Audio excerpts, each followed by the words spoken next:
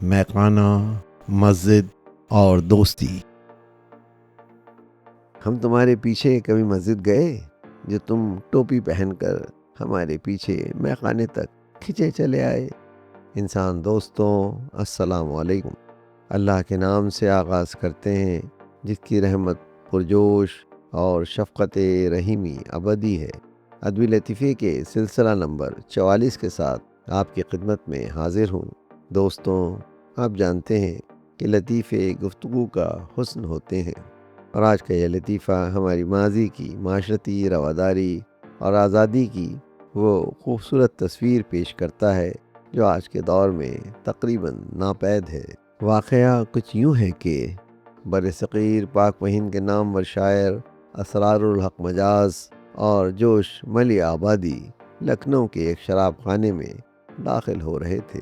اچانک دونوں نے گھوم کر دیکھا ان کا ایک مشترکہ دوست جو بڑا پرہیزگار اور نماز روزے کا پابند تھا ان کے عقب میں شراب خانے سے چند قدم کے فاصلے سے گزر رہا تھا۔ مجاز نے قدرے شرم محسوس کرتے ہوئے گھوم کر اپنے اس دوست سے کہا، بھئی کمال ہے، تم دن میں متعدد بار مسجد جاتے ہو، لیکن میں نے تو کبھی ایک بار بھی تمہارا پیچھا نہیں کیا، مگر ایک تم ہو کہ شراب خانے تک میں میرا ساتھ نہیں چھوڑتے۔ واقعی کسی نے ٹھیک کہا ہے، دوستی ہو تو ایسی ہو۔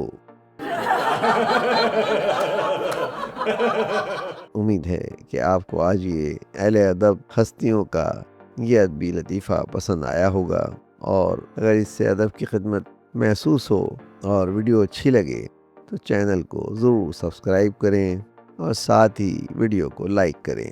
آپ سے درخواست ہے کہ اگر آپ کے پاس وقت میسر ہو کمنٹس میں اپنی قیمتی رائے کا بھی اظہار ضرور کریں۔